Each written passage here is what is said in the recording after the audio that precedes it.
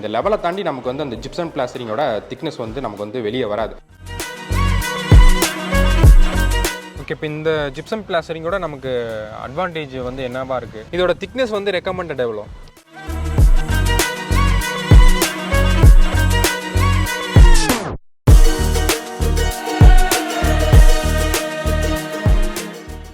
Hello all, welcome to கவinassociates. இன்றைக்கி நம்ம வீடியோவில் என்ன பார்க்க போகிறோம்னா, ஜிப்சம் பிளாஸ்டரிங்னா என்ன, அது எப்படி அப்ளை பண்ணுறாங்க, இந்த பிளாஸ்டரிங்கோட அட்வான்டேஜ் என்ன, டிஸ்அட்வான்டேஜ் என்ன, இதோட ப்ரைஸ் வந்து என்னவா இருக்குன்றதை வந்து நம்ம வந்து டீட்டெயிலாக நம்ம வந்து பார்க்க போகிறோம். இந்த வீடியோ வந்து ரொம்ப இன்ட்ரெஸ்டிங்காக இருக்கும். ஸோ வாங்க வீடியோக்குள்ள போகலாம். ஏற்கனவே நம்ம இந்த சைத்தன்யா டெக்னோ ஸ்கூலோட ரூஃப் செக்கிங் வீடியோவை பற்றி பார்த்துருப்போம். இப்போ இந்த வீடியோவில் நம்ம வந்து என்ன பார்க்க போகிறோம்னா, இந்த ஸ்கூலோட இன்டீரியர் வாலுக்கும் சீலிங்க்கும் பார்த்தீங்கன்னா ஜிப்சம் பிளாஸ்டரிங்கை வந்து யூஸ் பண்ண போகிறாங்க. கிட்டத்தட்ட 50,000 ஸ்கொயர் ஃபீட்டுக்கு மேலே வரும். அது எப்படி பண்ணுறாங்கன்றதை வந்து நம்ம மேலே போய் செக் பண்ணி பார்க்கலாம் வாங்க. இப்போ நம்ம கூட வந்து பார்த்தீங்கன்னா கோயம்புத்தூர்லேருந்து எம்பையர் இன்ஜினியரிங்லேருந்து சூப்பர்வைசர் நம்ம கூட வந்து இருக்காங்க. இப்போ இந்த ஸ்கூல் பில்டிங்க்கு வந்து பார்த்தீங்கன்னா ஜிப்சம் பிளாஸ்டரிங் வந்து பண்ணிகிட்டு இருக்காங்க. அதோட ப்ராசஸ் வந்து நமக்கு வந்து என்னவா இருக்குன்றதை வந்து அவர் ஃபுல்லாக நமக்கு வந்து எக்ஸ்பிளைன் பண்ணுவார். Hi sir. Hi sir, Ashok sir. சொல்லுங்கள். இப்போ இந்த ஜிப்சம் பிளாஸ்டரிங்கை பற்றி கொஞ்சம் டீட்டெயிலாக சொல்லுங்கள் சார். ஜிப்சம் பிளாஸ்டரிங் பார்த்தீங்கன்னா சிமெண்ட் மணல் பூச்சிக்கு போடுறது வந்து நம்ம நார்மலாக பிரிக்கு கட்டடம் கட்டி உள்ள சிமெண்ட் பிளாஸ்டிங் பூச்சி பூசும். நம்ம வந்து அந்த பூச்சி தேவையில்லை நமக்கு வந்து.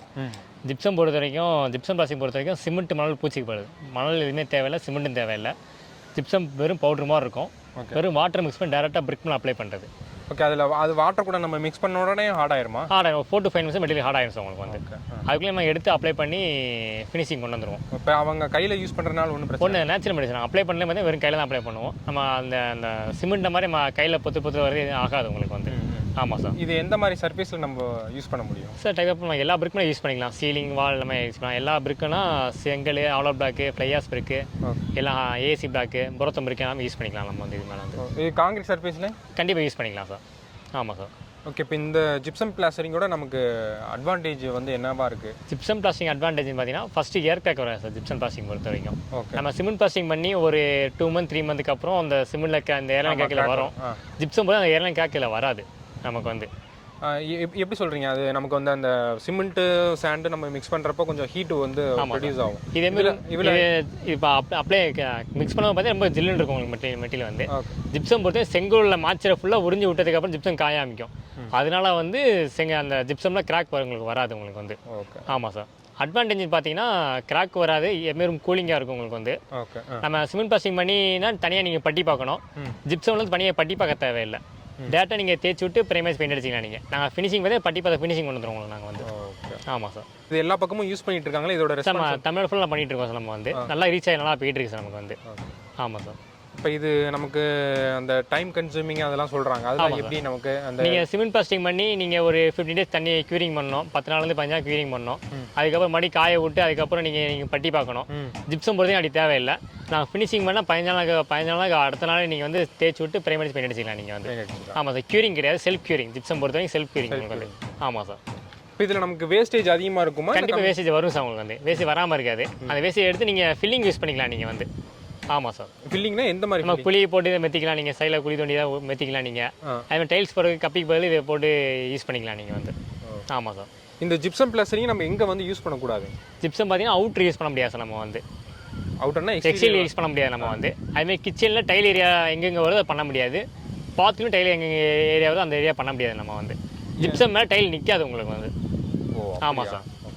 அது நமக்கு டேம்ப்னஸை வந்து ரீட்டைன் பண்ணிக்கிறதுனால கண்டிப்பாக ஜிப்சம் வந்து டேம்ப்னஸ் வந்து உறிஞ்சிக்கும். ஆமாம். ஓகே, வேறு நமக்கு இதில் என்ன நமக்கு அட்வான்டேஜஸ் சார்? பார்த்தீங்கன்னா நம்ம சிமெண்ட்டில் இந்த மாதிரி சிமெண்ட் பிளாஸ்டிங் பண்ணி இந்த இடத்துக்கு வந்து 1 லிட்டர் செலவாக பிரேம் வந்து 2 லிட்டர் செலவாகுதுன்னா ஜிப்சம் 1 லிட்டர் செலவாகும் உங்களுக்கு வந்து.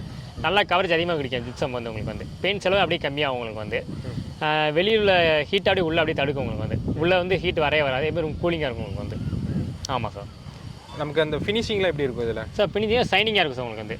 அந்த பட்டி பார்க்க தேவையில்லை. டேரெக்டாக நீங்கள் தேய்ச்சி விட்டு பிரேம் அடிக்காம தான் உங்களுக்கு இருக்கும். ஆமாம் சார். அந்த மேடு பண்ணால் உங்களுக்கு இருக்காது உங்களுக்கு வந்து. ஸ்ட்ரெயிட்டாக உங்களுக்கு இருக்கும் உங்களுக்கு வந்து. நமக்கு பார்த்தீங்கன்னா இந்த சிமெண்ட் பிளாஸ்டரிங்கில் பண்ணுறப்ப ஒழுங்காக பண்ணாமல் விட்டாங்கன்னா நமக்கு அந்த மடி அந்த மேடு பள்ளம் இருக்கும், அந்த அன்லேஷன் நேராக இருக்கும். ஜிப்சம் பொறுத்து இருக்காது உங்களுக்கு வந்து. ஆமாம் சார். இதோட திக்னஸ் வந்து ரெக்கமெண்டட் எவ்வளோ sir? 10 to 12 mm sir. 10 to 12 mm. ஆமாம் சார். அதுக்கு மேலே பண்ண முடியாது. நம்ம ஜிப்சம் பொறுத்த வரைக்கும் பண்ண முடியும். அதுக்கு மேலே நம்ம பண்ணோம்னா அதுக்கு மேலே பண்ணோம்னா நமக்கு வந்து சின்ன ஏர்லைன் கிராக் உங்களுக்கு வரும். ஓகே. ஆமாம் சார். அதெல்லாம் பண்ண முடியாது நம்ம வந்து. ஓகே. நம்ம சிமெண்ட்னா 1 inch 2 inch பண்ணுவீங்க. ஜிப்சம் வந்து அதிகபட்சமே 6 inch தான் பண்ண முடியும். அதுக்கு மேலே பண்ண முடியாது நம்ம வந்து. ஆமாம் சார். இந்த ஜிப்சம் பிளாஸ்டரிங்கில் வந்து பார்த்தீங்கன்னா நமக்கு இப்போ சிமெண்ட் பிளாஸ்டரிங் பண்ணுறப்ப நமக்கு வந்து பக்கத்துலேயே நின்று நம்ம வந்து சூப்பர்வைசன் பண்ணுற மாதிரி இருக்கும். கரெக்டாக மிக்ஸ் பண்ணுறாங்களா அப்படின்றது. இப்போ இதை பொறுத்த வரைக்கும் நமக்கு ஜிப்சம் போதே அது தேவையில்லை சார். ஜிப்சம் பார்த்தீங்கன்னா 1:1 தான் சார். 1 லிட்டருக்கு ஒரு கிலோ அந்த பவுடர் சார். அதை அப்படியே மிக்ஸ் பண்ணி அப்ளை பண்ணுறதா நம்ம வேலை நம்ம வந்து. ஓகே, இதுக்கு நமக்கு சூப்பர்வைசன் ஃபஸ்ட்டு ஒரு 2 நாள் தேவைப்படும் சார். நமக்கு வந்து பசங்க அரேஞ்ச் பண்ணி கொடுக்குறது, அந்த ரைட் ஆங்கிள் திருப்பி பார்க்குறது, அதுக்கப்புறம் ஃபினிஷிங் அப்புறம் வந்து சூப்பர்வைசிங் பண்ணி நாங்கள் என்ன செக் பண்ணி லெவல் பண்ணி செக் பண்ணி கொடுத்துருவோம். நாங்கள் வந்து ஏதாவது சின்ன சின்ன மிஸ்டேக் இருந்தால் கூட அப்போ லாஸ்ட் டே அன்றைக்கி நாங்கள் செக் பண்ணி கொடுத்துருவோம். வந்து ரெடி பண்ணி கொடுத்துருவோம். ஆமாம் சார். சரி, நம்ம இதான் ஜிப்சம் பண்ணுற ரூம் சார். வந்து நம்ம வந்து ஜிப்சம் பிளாஸ்டிங் ரூம் ஸ்டார்ட் பண்ணுற முன்னாடி நம்ம என்ன பண்ண போகிறோம்னா, ஃபஸ்ட்டு நம்ம ரைட் ஆங்கிள் திருப்பிடுவோம். நம்ம வந்து மூலமட்டை திருப்பி நம்ம இந்த மாதிரி மால் போட்டுருவோம்.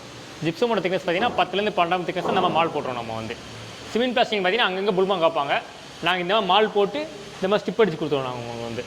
ஆமாம் சார். ஸ்டிப் அடிக்க முன்னாடி பார்த்தீங்கன்னா சார் மெஸ்ஸு ஃபஸ்ட்டு கண்டிப்பாக யூஸ் பண்ணுவோம். நம்ம வந்து சில் காங்கிரீட்டில் லிண்டல் காங்கிரீட்டில் பீம் பிரிக் ஜாயினில் எப்போயும் மெஸ் யூஸ் பண்ணுவோம். இந்த மெஸ்ஸு பார்த்தீங்கன்னா 145 GSM mess sir. Fibre mess. இது வந்து கிளாஸ் ஃபைபர்.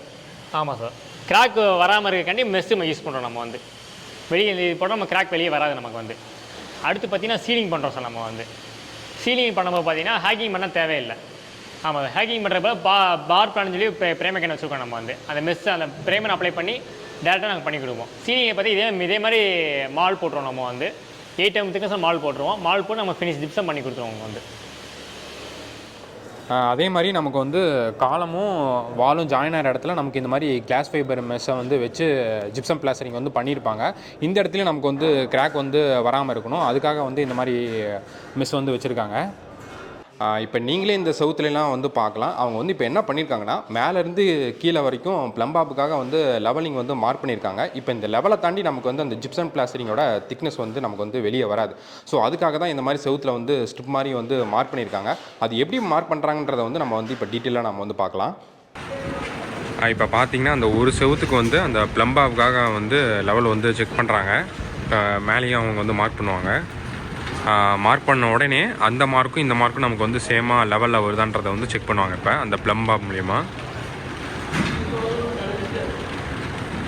அப்படி நமக்கு லெவலில் வரலைன்னா கொஞ்சம் மேலே வந்து அட்ஜஸ்ட் பண்ணுவாங்க.